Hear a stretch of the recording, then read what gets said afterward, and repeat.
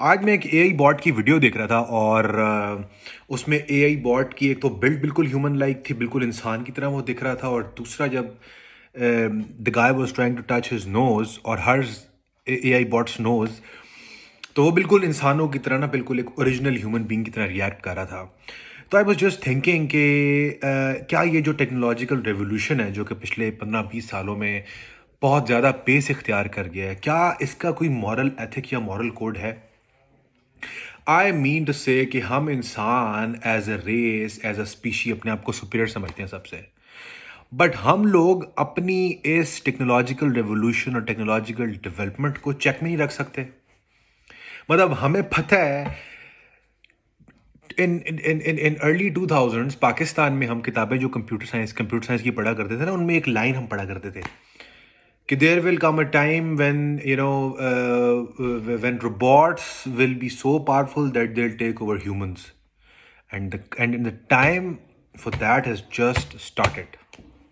देखें, it's not that कि जी आप ये ना समझें कि ट्रांसफार्मर्स वाला कोई कोई रेवोल्यूशन आ जाएगा, इस तरह हो जाएगा कि जी हम लोगों को या वो rise of the planet of the apps type कोई सीन हो जाएगा कि वो हम लोगों को बिल्कुल हम लोगों को डोमिनेट कर लेंगे बॉट्स। ऐसा नहीं होगा।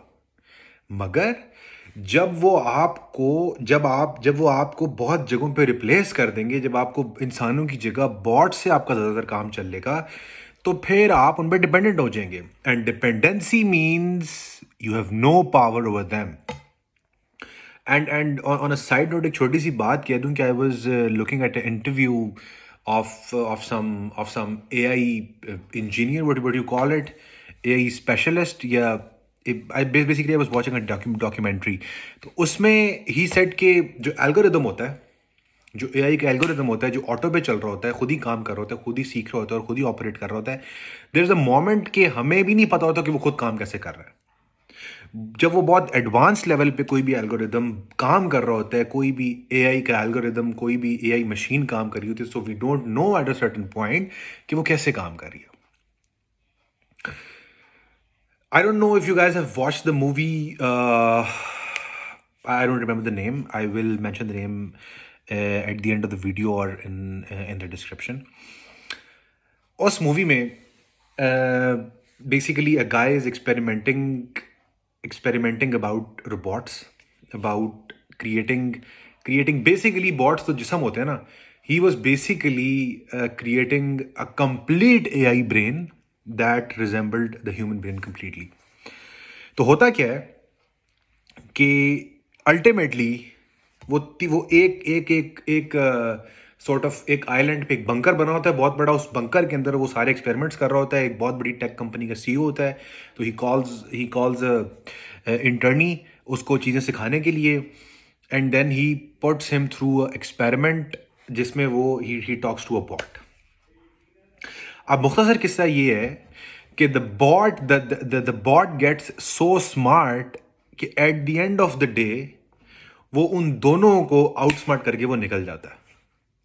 बिकॉज ये कोई भी जो भी बंदा एआई या आईटी की कोडिंग और इन चीज़ों को समझता है, डेटा पुट इन करने को और एनालिसिस करने को और उसके बाद कमांड्स दे के किसी चीज़ को चलाने को थोड़ा बहुत समझता है, तो ये समझेगा कि he had given the bought the initial commands, और उसने उसको इतना बड़ा सेट ऑफ डेटा और इतने एडवांस लेवल का एनालिसिस उसके दिमाग को दे दिया कि अल्टीमेटली जो वो रोबोट था वो उन दोनों को चकमा देके वहां से निकल गया। एंड टू टेल यू कि this would be very very very much possible in the coming future. 10, 15, 20 साल नहीं तो 50 साल में तो ये इस तरह का कोई सिनेरियो आपको देखने को जरूर मिल जाएगा। क्योंकि आज बहुत सारे ऐसे काम हो रहे हैं जिनको हम 20-25 साल बाद कहते थे वो यार क्या फजूल बात। हम देखा करते थे बिन बतौड़ी नासा चौड़ी जो ऐनक वाला जिन में आया करती थी, उनके पास एक होता था, एक एक एक ग्लोब सा होता था चमकने वाला, और वो उसमें कोई जादू पड़ती थी और उसको पूरा उस ग्लोब में उसको सारी चीज़ें नजर आती थी, दुनिया की हर चीज़ नजर आती थी। वो उसमें उसको जो चीज़ें उसने कभी देखी भी नहीं थी और गैब की चीज़ें कौन इस टाइम क्या करे, वो सारी चीज़ें उसको नजर आती थी। तो उस टाइम अगर आप किसी को 90s में या 85 में किसी को स्मार्टफोन दिखाएं तो ही वुड बी लाइक यार बस हंसेगा वो आप पे। तो आज आप देख लेंगे this has become a reality. तो किस्सा मुख्तसर ये है कि हम लोग ये सारी टेक्नोलॉजिकल रेवोल्यूशन तो लेके आ गए हैं, हम लोगों ने सोशल मीडिया को रेवोल्यूशनाइज तो कर दिया है, हमने सोशल मीडिया पे इंटरटेनमेंट का फ्लड तो फेंक दिया है, जिसमें रील्स हैं, जिसके अंदर नेटफ्लिक्स है, जिसके अंदर फेसबुक है। You can never get bored, और आप अगर चाहें तो आप पूरा दिन 24 घंटे रील्स देखते हैं, रील्स खत्म नहीं होगी। So this is the amount of data that we have imposed on our brains, that's our imposition, और हम सब इस पर डिपेंडेंट हैं। इस डेटा पे हम सब डिपेंडेंट हो चुके हैं। इस सारी इंफॉर्मेशन का जो तूफान है, इसमें हम लोग इस टाइम डिपेंडेंट हैं। तो क्या कोई इसका मॉरल कोड, कोई एथिकल कोड है कि व्हाट इज दिस टेक्नोलॉजिकल और this social media revolution is doing to us and our brains? आप जाके देखें, हम लोग तो क्या कहते हैं, बिल्कुल लगे हुए हैं ना। हम लोग तो मतलब कोई हमें आइडिया नहीं है कि भाई क्या ये चीज़ें हमारे दिमाग पे असर कर रही हैं। ये बुरी चीज़ें नहीं है, फ़ायदेमंद चीज़ें हैं। कनेक्टिविटी इन्होंने बहुत बढ़ाई है, अच्छी चीज़ों का आपके पास नॉलेज मोनोपलाइज नहीं रह गया, हर कोई नॉलेज दे सकता है। मैं भी अभी एक सोशल मीडिया प्लेटफॉर्म से आपसे मुखातिब हूँ, मगर बहुत सारे लोगों को इससे फ़ायदा हो रहा है। इसके बहुत सारे हज़ारों फ़ायदे हैं एजुकेशन के लिए। उसके बाद सच सामने आ गया लोगों के, बहुत सारी ऐसी तारीख़ की हकीकतें जो छुपी हुई थी, वो सोशल मीडिया के थ्रू, यूट्यूब के थ्रू, क्योंकि इस पर सेंसरशिप कोई नहीं है, तो वो सारी चीज़ें आगे आ गई हैं। और नॉलेज डिवीजन ऑफ जो नॉलेज है वो भी आई गेस कंप्लीट हो गई है। किसी के पास मोनोपली नहीं है, कोई एक बंदा नहीं है जो नॉलेज शाया कर रहा है। But there is a limit to this. Reels मेरे ख्याल में सबसे बड़ा जो हमारे लिए मेंटल क्राइसिस है, दैट इज रील्स। सबसे बड़ा मेंटल क्राइसिस हमारे लिए रील्स है कि भाई हम लोग इस कदर नकारा हो चुके हैं कि हम रील्स को स्क्रॉल करते रहते हैं और हमें पता नहीं लगता 2 घंटे 4 घंटे गुजर जाते हैं। इतना बड़ा टाइम किलर है ये हमारे लिए, हम लोग आदी हो गए हैं इसके। और ये जितने सोशल मीडिया प्लेटफॉर्म्स वाले हैं, इनको इससे कोई गर्ज नहीं है आपकी मेंटल हेल्थ क्या है या क्या नहीं हो रही। they have to sell their product. They want you to be present on Instagram, Facebook, YouTube, no matter what. ये चाहते हैं कि आप हर टाइम सोशल मीडिया पे इनकी एप्स पे प्रेजेंट रहें, चाहे इनको आपकी अटेंशन लेने के लिए कुछ भी करना पड़े, ये वो करेंगे। इनको जिस तरीके का मर्जी कंटेंट फेंकना पड़े, ये फेंकेंगे, और इसमें इनके कोई मॉरल्स नहीं, कोई एथिकल कोड नहीं है। ये फेंकेंगे कंटेंट और ये आपको उसके लिए अट्रैक्ट करेंगे, दैट्स इट। इनकी गर्ज नहीं है कि उसामा की क्या मेंटल हेल्थ है, या फलाने की क्या मेंटल हेल्थ है, या आसिम की क्या मेंटल हेल्थ है। They don't care. या क्रिस की क्या मेंटल हेल्थ है, दे डू नॉट केयर। और वेस्ट में इसमें बहुत बड़ी बड़ी आवाज़ें इस टाइम उठ रही हैं। और सबसे बड़ी बात कि the level of mental manipulation these apps can do to you, ये आपका आइडिया भी नहीं है।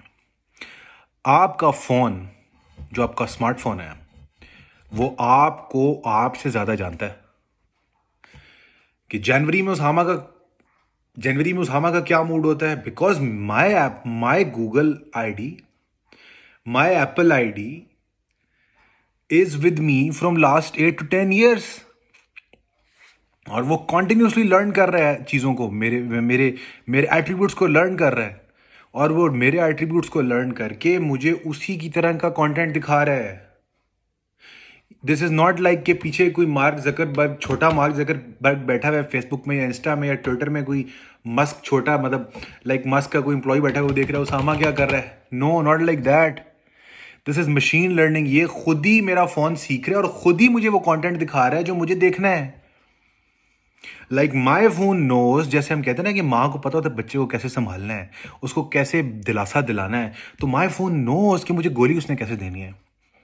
अगर I am planning to quit WhatsApp, अगर I am planning to quit Instagram, या मैं इंस्टाग्राम को अनइंस्टॉल करने की कोशिश कर रहा हूँ, मैं बोल रहा हूँ because my phone can hear me, my phone can see me. अगर मैं इंस्टाग्राम यूज़ करते हुए थोड़ा सा डिस्गस्ट है मेरे चेहरे पे, मेरे चेहरे पे थोड़ी सी कोई मतलब नाखुशी है, मैं खुश नहीं हूँ और मैं उकताया हुआ लग रहा हूँ, तो Instagram will make sure without any human interference. Instagram, the model of Instagram, the AI model of Instagram will make sure कि it shows me the content कि मैं बाहर ना जा सकूं. And I am telling you कि this is a reality now. ये कोई मजाक नहीं है, ये कोई मैं कहानी नहीं गढ़ रहा अपनी तरफ से, ये हकीकत है, ऐसा ही हो रहा है. So is there a moral code to this? Is there ethical code to this?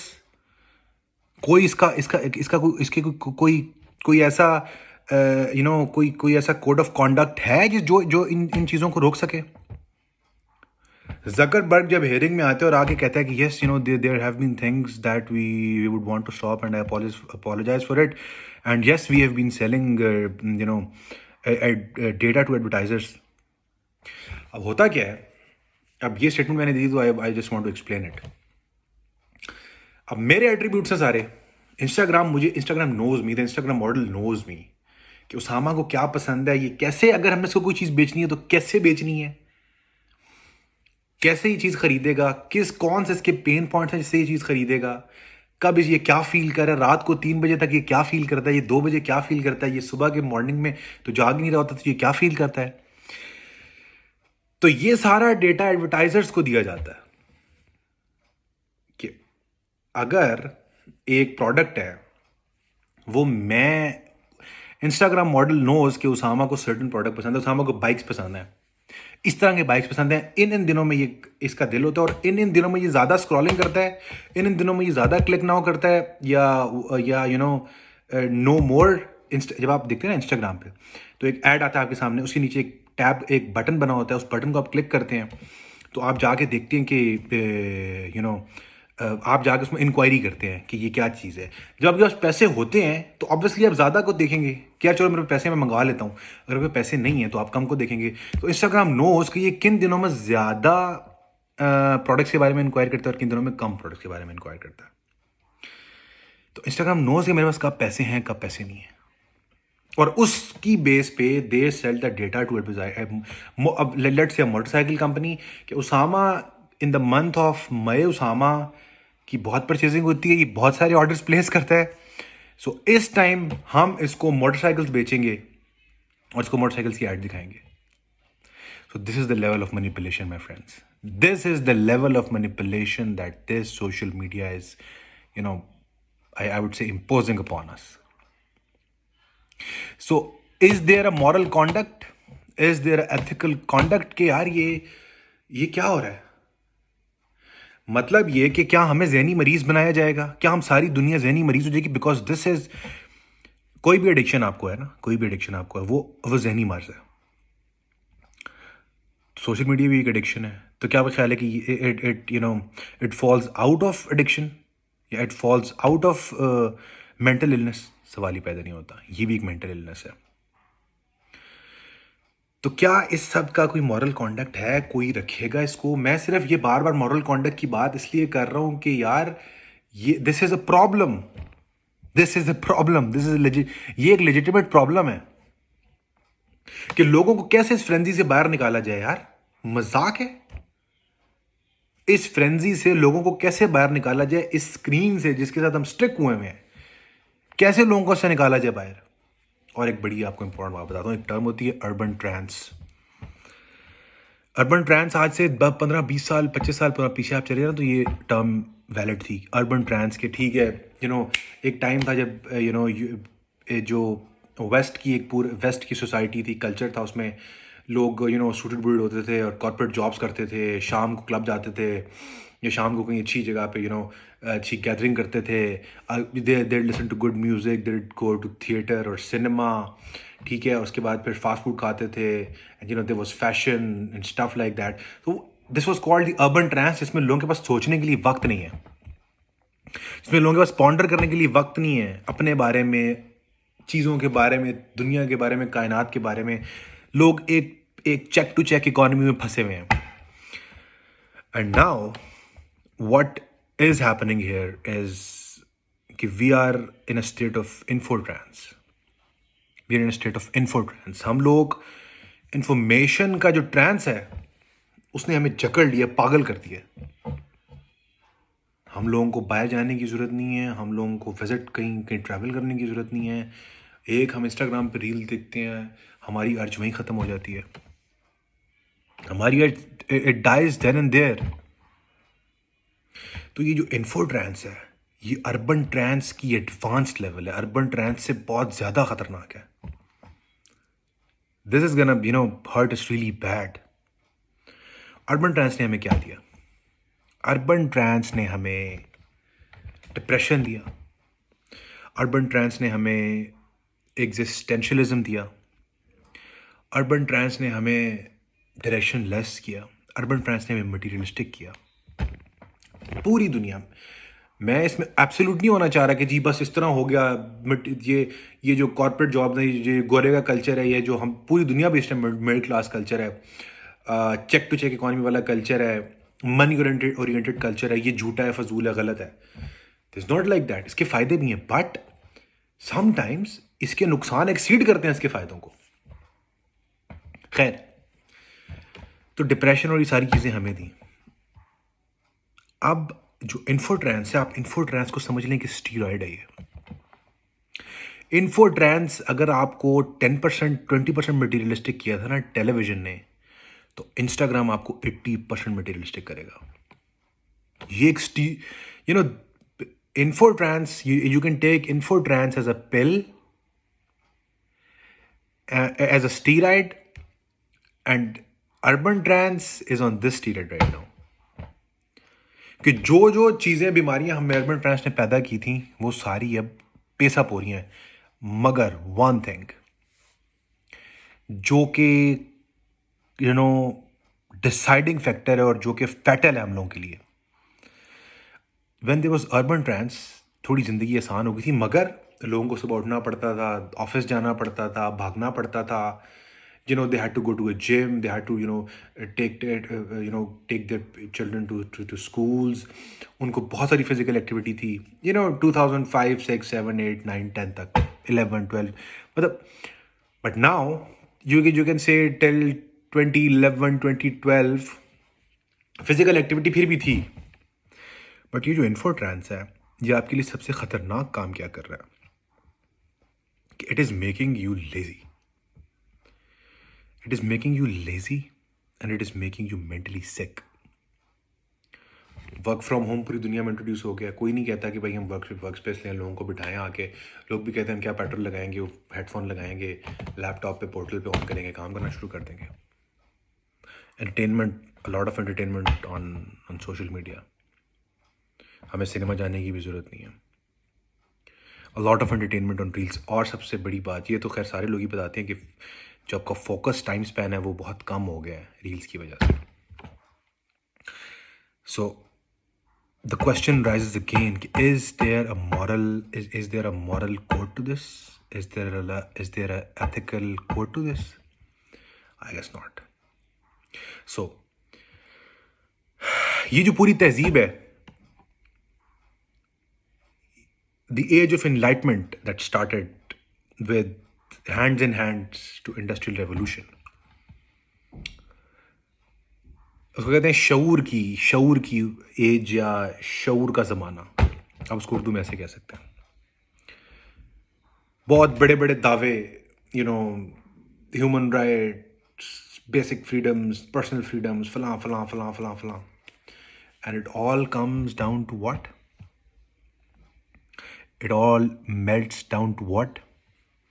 It all comes down to merely business interests of a few social media tycoons. देखें, अभी आप किसी से भी बात करें तो कहेंगे we are on the peak of technology right now, and this journey started with the age of enlightenment. So this is the question कि एज ऑफ एनलाइटमेंट में वेस्ट ने बहुत अच्छा जस्टिस का कॉन्डक्ट, जस्टिस का एक बहुत अच्छा कोड बनाया, अपने मुल्कों पे जस्टिस को इम्प्लीमेंट किया, सारा कुछ किया. बट नाउ जब इस कदर बेहंगम किस्म की टेक्नोलॉजिकल रेवोल्यूशन आ रही है। क्या इसके असरात जो हम लोगों पे पड़ने वाले हैं, जो हम पे पड़ रहे हैं, क्या इसके लिए भी the moral compass, the moral आप क्या कह सकते हैं उसको, कि the moral spine of fest, ये the moral base of fest जो है, जो एथिकल बेस ऑफ फेस्ट है, जिस पे मगरिब की ये खुशनुमा रियासत खड़ी हुई है, अदालतें, इंसाफ, कानून, law for everybody, personal freedoms, human rights, फलां फलां फलां, क्या क्या वो इसको भी टेम कर पाएगा? इस जायंट को टेम कर पाएगा? या अभी तक has it been successful in taming it? I guess not. अभी तक अमेरिका में उन्होंने सोशल मीडिया वालों को बुलाया, उन्होंने जकरबर्ग को बुलाया, हेयरिंग कराई, उसको उन्होंने काफ़ी ग्रिल किया, फलां किया, ढमकां किया, जुर्माने लगाए, but it is going at a ever fasting ever growing pace. चीज़ें उससे भी तेज़ हो गई हैं। सो मेरा ख्याल है कि there should be a moral code to this, कोई एथिकल कोड होना चाहिए, कोई अखलाकियात का एक स्ट्रक्चर इस पर इम्प्लीमेंट होना चाहिए इस सब पे, कि for God sake don't play with peoples minds. मैं तो कहता हूँ, मतलब this would look like authoritarian opinion, पर मैं ये कहूँगा कि यार, मैं तो कहता हूँ कि दुनिया में ना एक कानून बनना चाहिए कि आप ऐप्स की एक्सेस लोगों को ना सिर्फ सर्टेन टाइम के लिए दे सकते हैं, और जो कंपनी उस रूल को तोड़ेगी, उस कंपनी के लाइसेंस कैंसिल हो जाएंगे। और ये कर सकता है यूएसए, क्योंकि most of the companies are based in USA, और भी यहाँ जहाँ बेस्ड हैं। और अगर वो नहीं कर सकते, या वो कहते हैं कि हम सिर्फ अपने मुल्क में बंद कर सकते हैं, तो सब मुल्कों को ये चीज़ें इंप्लीमेंट करनी चाहिए। I am not talking about कि इनको अब अल्लाह माफ़ करे बंद कर दें, लोगों से लिबर्टीज़ ले लें, नॉट एट ऑल, पर there should be a control to it. ये हर ऐप का कोई कोई खाला जी का घर नहीं है मेरी इन्फॉर्मेशन, मेरे मेरा मतलब, कोई मेरी इन्फॉर्मेशन, मेरे लाइक्स एंड डिसलाइक्स इनकी ऐप्स की खाला जी का घर नहीं है, कि कोई भी ऐप आती है, मुंह उठा के कहती है, would you give us consent for the cookies, would you accept cookies, would you give us the consent to right use your information for advertising purposes. ये डिस्क्लेमर देने से कोई ये काम अच्छा नहीं हो जाएगा, लेजिटिमेट नहीं हो जाएगा। खैर, winding up the discussion, I guess के जो भी ये टेक्नोलॉजिकल रेवोल्यूशन है, ये तकनीकी इनकलाब जिसको आप कह सकते हैं, इस इनकलाब पे कोई ना कुछ चेक होना पड़ेगा, वरना ये इनकलाब हम लोगों को अल्टीमेटली बहुत नुकसान पहुँचाएगा, शायद हम उसे रिकवर भी ना कर पाएँ। And in the next video I will talk about the climate issue that has been rising from a lot of decades, or the climate change issue, and how it is connected with this. And ultimately, I will make a series of videos जहाँ पे मैं बताऊँगा कि ultimately how all this concludes to the end of the world maybe. Until next time, Allah Hafiz.